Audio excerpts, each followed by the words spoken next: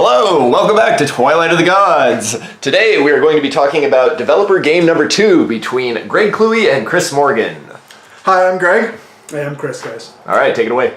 Alright, so the first thing we're going to talk about is the choice of the flaming arrows on my turn when I used it and he had the Child of Inanna on the field and the Wandering Hermit. I chose to do the Wandering Hermit and blow it up because it would get more health based off of the resources it would have later on in the game. So I chose to remove it immediately versus the later on effect that it would have in the game.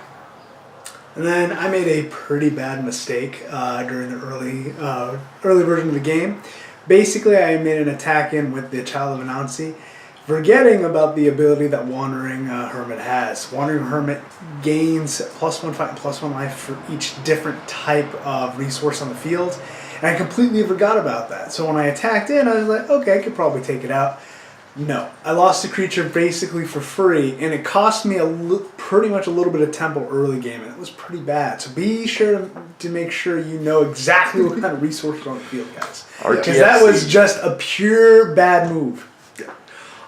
So the second thing that came up in the game that was pretty critical was when I used my God Power Sovenar to use the Wild Hunt to do 7 damage. I could choose to do it either to the Legion of the Burning Fist or to his life stack. I also had Total War in hand, so I could theoretically have done 19 damage to his life stack. I chose instead to try to take field control and board control by killing the Legion of the Burning Fist and then playing a creature out into play to try to maintain board control. And I mean, it was a good move at the time, mainly because I had so many other creatures out there, and you know, unless you have an easy way of dealing with Legion of the Burning Fist, just the repeat damage over and over, not knowing exactly the cards he had in hand at the time, it's hard to say whether that hitting me with that would have been a better move.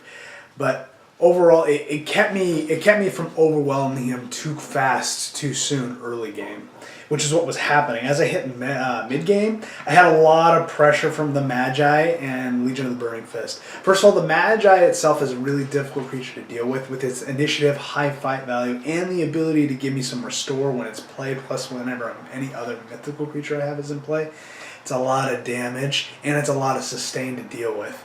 On top of that, it's really not expensive cost-wise, and considering I'm really running mainly tier 1s and tier 3s as, you know, mainly as my sources of resources, it's pretty easy to put out.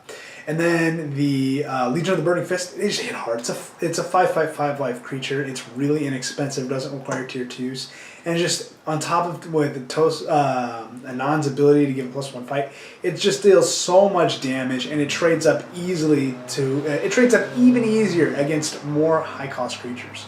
I wasn't too worried about his Magi when he played it on the field because I had an Ensnaring Sphinx in my hand that had the Deathbound trigger to manifest a tier 3. And the very first tier 3 I traded him, which I made sure I traded him, was Legion of the Burning Fist, which had that Heresy effect that was going to do 3 damage to all of his non-aggression creatures. Hurt my creatures so bad, my whole field, I'm like, oh, what happened?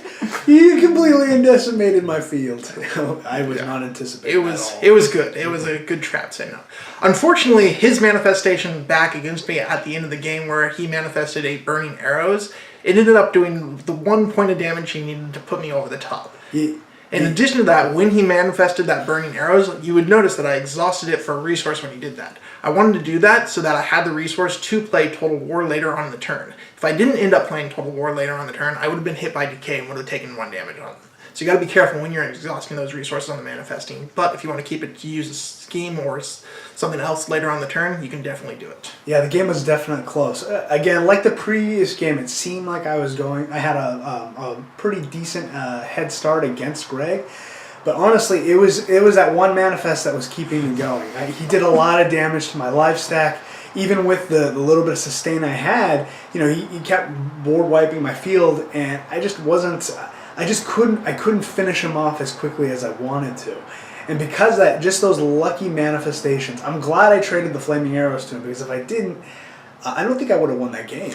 Yeah, looking at the game, you can notice that his final play of doing 3 damage to me with Obliteration, I could have sacrificed out to stop it, but I had 2 cards left, and I had no Restore left in hand, so it was dead on draw. So it ended up being a loss. But if I had just one more card in my life stack, I probably would have ended up winning that game. So it came down that close. Just one card every time, guys. I'm telling you, this game, the last game I played with Chris Kluwe, and this game with Greg, it was always really close. And a lot of it's funny. It came down to a manifestation. I missed manifesting on the Divine Resurrection, and I managed to hit on the Flaming Arrows. So it tells you that, you know, even if it doesn't seem like one side is struggling against the other, it was still pretty even. Well, thanks for watching our video, guys. Hope you learned some things, and see you next time. All right, see you next game, guys.